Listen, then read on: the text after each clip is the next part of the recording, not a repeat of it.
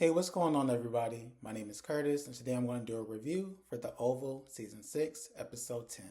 The episode starts off with Richard choking the hell out of Nancy. We see Sharon, she is trying her best to get Richard off of Nancy, but she's not strong enough, so she calls over to Dale, like, Dale, can you please help? Dale, he comes over and tries to help, but Richard actually elbows the shit out of him, makes his nose bleed, so he actually flees and goes into another room. And so Richard, he does continue to choke Nancy. He's just choking her, but eventually he does fall over. And then, Nancy, she is able to kind of catch her breath. And then he actually looks over at Sharon, like, why didn't you stop her? Like, you saw her destroying the pictures. Like, why didn't you stop her? And she's like, well, I didn't know that she was destroying the pictures until after it was over. Like, I'm sorry. Nancy sits up, throws a pillow at Richard, and she says, you know what? I'm calling the police. You were going to jail. You're not going to get away with this. And he's like, you know what? Do what you need to do. I'm going to be right here. She's like, yeah, you stay right here. He's like, yeah, I'm going to be right here. And it was funny to me how they were just pointing at each other like, you motherfucker, you. Like, they were just pointing at each other. I thought that was kind of funny, but she's just basically saying, like, look, I'm calling the police. You're going to jail. He says, you know what? I'm going to stand my ground. I'm not going anywhere. Do what you need to do. We go to the White House. We see Donald. We see Priscilla. They are walking down the hallway. And Priscilla notices that Donald, he's looking over here, he's looking over there. He's walking fairly close to her. So she's like, are you scared? Are you nervous? He's like, I'm not afraid. I'm not scared of anything. Like, I'm good. She's like, okay, good. Because I've already had a conversation with Hunter. He knows that we're coming, so everything should be good. So like, okay, cool. The next thing you know, a bunch of men burst out of a room with a bunch of guns, have lasers on them, and they are pointing them at Donald. Priscilla's just like, what the hell is going on? I've already had a conversation with Hunter. Like, what are you doing? And then Isaac was like, well, we actually received orders from Hunter to actually kill Donald. So Donald, of course, is like, what the fuck? And so Donald, he tries to make a run for it. Unfortunately, Isaac is able to catch up to him. He drags him over, puts him into a chair. And then next thing you know, we actually see Hunter. He comes into the hallway and he actually sits across from Donald. Priscilla looks at Hunter like, what the fuck? Like, you and I had a conversation. You said that everything is good. He looks at her like, I know what I said, and I'm going to do what I want to do, so you can shut up and chill and relax and just stand over there while I have a conversation with Donald. He looks at Donald and tells him that he betrayed him. Donald was like, I did not betray you. He said, yes, you did. When it comes to the vice president and his wife, you betrayed me. And he's like, listen, the reason why I did what I did is because I knew that you would not be able to come back from killing the vice president and the vice president's wife. Hunter is like, so you believe that I would have gotten caught? And Donald was like, yes, I do believe you would have gotten caught. And he's like, I don't believe so. And Donald was like, why not? He was like, because I have you. You have covered up things in the past. Nobody has second guessed it. It has gone smooth. It has gone great. Nobody has questioned anything. Yet you couldn't do this one. And you want to know why you couldn't do this one? It's because you're full of shit. Donald looks at Hunter and he says, listen to me. I'm telling you the truth. Hunter says, I do not believe you. Donald's just like, listen to me. I'm telling you. I promise you. I'm telling you the truth. I just need you to believe me in this moment. Hunter looks over at Isaac. He's like, Isaac, can you take out your handgun? And of course, Isaac, he takes it out because Isaac is clearly a loose cannon. He's ready to blow somebody's head off. And he says, Isaac, if you could please put that gun up against his head really quickly. I just want to see something really quick. Hunter asks Donald to give him a good reason why he should not have Isaac blow his brains out. He says, because you know me. He said, correction. I thought I knew you. I do not know who I'm looking at right now. I do not know you. He says, listen to me. I've been by your side.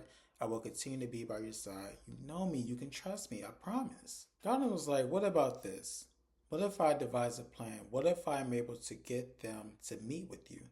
And Hunter's like, I'm not meeting with those motherfuckers. I don't want to meet with them. He was like, but what if I'm able to get them to come up here? And he was like, you know what? I will agree to that. They can come up here, but under one condition. He was like, what is the condition? He was like, they cannot have security. They cannot have any agents. They have to come up here by themselves. And Donald was just like, I don't think that they are going to go for that. He was like, that's the only offer I have on the table. It's either yes or no. Donald tells him that he will do his best. Hunter just said, that's not the answer I was looking for. And I do think it is very important to note that when it comes to this moment while they're having this conversation with the guns drawn, the laser pointing, all of that stuff, Hunter's son actually comes into the hallway. He sees what's going on. And so Hunter tells Donald that he's going to have his son torture him.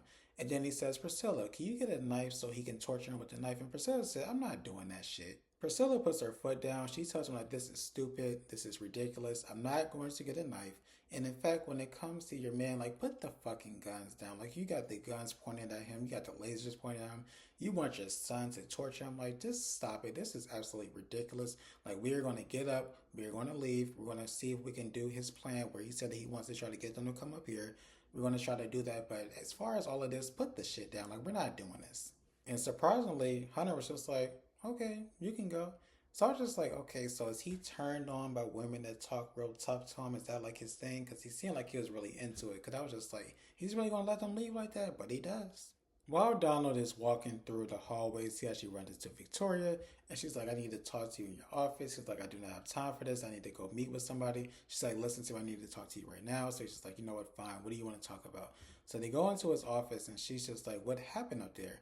And he's like, well, when it comes to Hunter, he went off of the deep end like he's fucking crazy. Which isn't a surprise to Victoria, like she already knows this. She tells him that they need to come together as a unit so they can get Hunter out of the office. And John was just like, stop it. And this was the part of the episode where Victoria decided to tell us about her big plan, about how she had planned to get Eli to fall in love with her. So that way, if he decided to run for president in about 8 years, she could be the first lady. Donna was just like, you are just delusional. She tells him that anything is possible. He's just like, yeah, whatever, anything is possible. Listen, I do not have time for this. I need to meet with Eli. She's like, okay, great, I'll come with you. He was like, no, that's not really a good idea. He doesn't want to meet with you. She said, listen to me.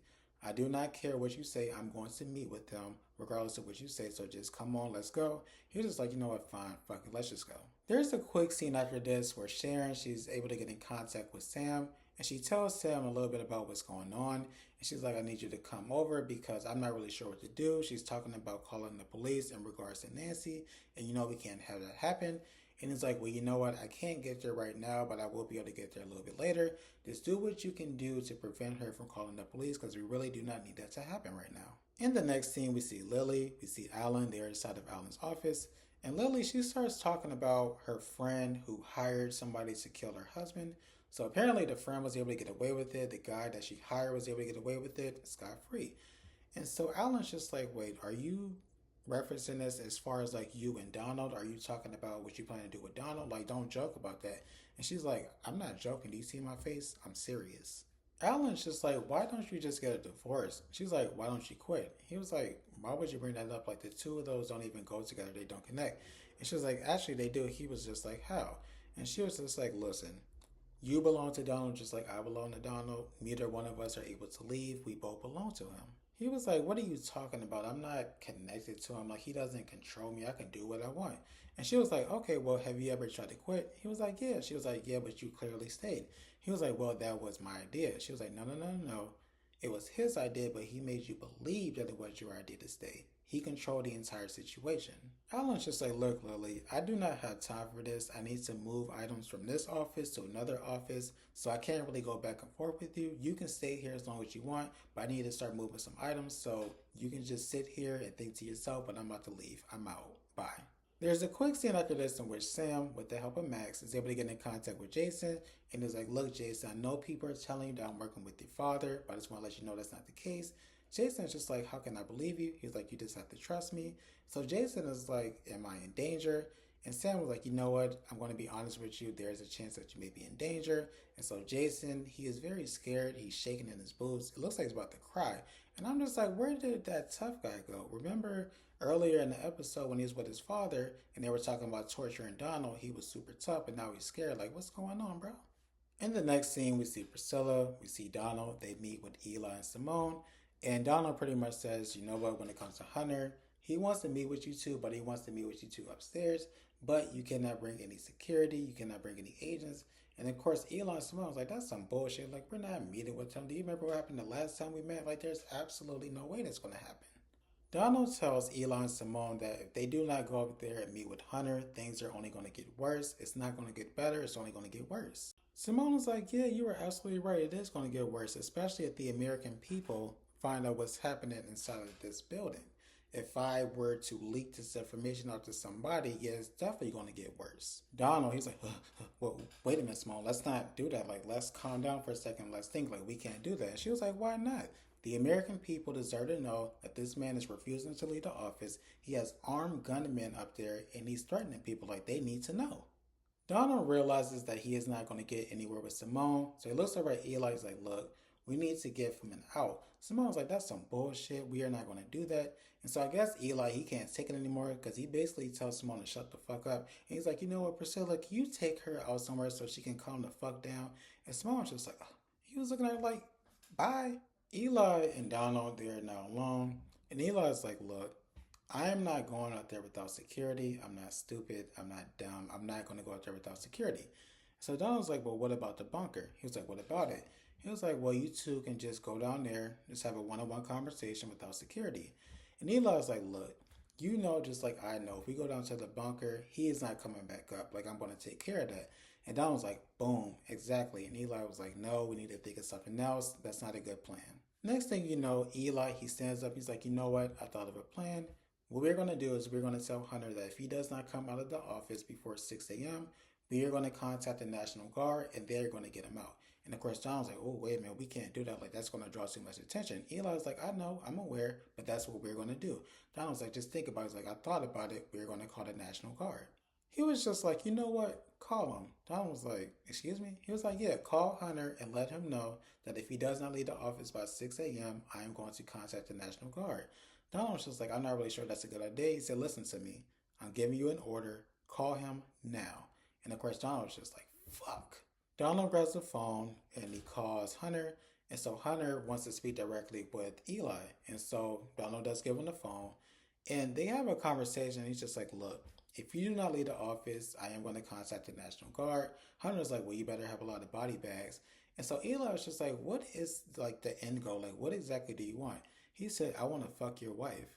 He said, excuse me? He said, yeah, I want to fuck your wife the same way you fuck my wife. Eli's trying to play it off like you are crazy, you are delusional, you do not know what you're talking about. He was like, listen, I know it was you who was fucking my wife, like your little skinny ass, I know exactly who you were, I saw it. Eli's just like, look, I do not have time for this shit, you just need to give up. And so Hunter's like, you know what, you were absolutely right, I'm going to give up. He was like, you are? He said, yeah. And I was like, Eli, I know you are not this fucking gullible, like come on out, he's clearly playing you, brother. Eli's like, so you're going to come down here, no guns, you and your men are going to surrender. And Hunter was like, actually, you know what? I was lying. I was bullshitting. Did you really think I was going to do that? Eli attempts to say something, but Hunter's like, you know what you can do? He was like, what? He said, you go fuck yourself. Eli was like, you know what? That's it. I'm done talking to you. You need to be out there by 6 a.m. or the National Guard will be there. Bye. After he hangs up the phone, he looks over at Donald's like, Donald, listen to me. I need you to contact the National Guard and tell them to be here by 6 a.m. Donald was like, are you sure you want to do that? It's going to draw a lot of attention. He said, listen to me, Donald. I need you to get in contact with the National Guard and tell them to be here by 6 a.m. Do you understand that? Donald was just like, yes, sir. In the next scene, we see Sam. He finally makes it over to the house. And of course, when he comes in, he sees all of the destruction. He's like, what the hell happened? And they're like, well, Nancy went crazy and then Richard went crazy. And he's like, well, where are they? They were like, well, they're actually in the dining room and they're just looking at each other, not speaking. Like, you should go in there and see what's going on. Sam goes into the dining room and he starts talking to Nancy and Richard. And Nancy starts talking about Richard's father and the fact that she believes that Richard actually stabbed him. And then Sam was like, listen, I know that's what you believe, but what actually happened was his father was actually robbed, and then other things transpired from there. And she's like, I do not believe that. He was like, it's true. Nancy's just like, whatever, I believe what I believe. Matter of fact, Sharon, come in here. Sharon was like, what's going on? She was like, did you call the police? And Sharon was like, yes. She was like, are you sure? She said, yeah, I called them. She was like, that's some bullshit because I actually called them myself. And they told me that they did not receive any calls in regards to this. So it was like, wait a minute, you called the police? She was like, yes, I called the police. This man put his hands on me and he stabbed his father. Like, of course I called the police. And then the next thing you know, the police, they burst through the door. And then Nancy was like, that's him. He put his hands on me. He put his hands on Dale. He stabbed his father. Like, arrest him, arrest him, arrest him. And so the police, they do end up arresting him. And that's how the episode ends. I do want to thank you all for watching. Really do appreciate it. I do plan to review the second part of the Oval. So I'm just trying to get the last 2 episodes out so we can all get caught up together. But if you could, please like, comment, share, subscribe. Would be great. Hope you all have a great rest of your night.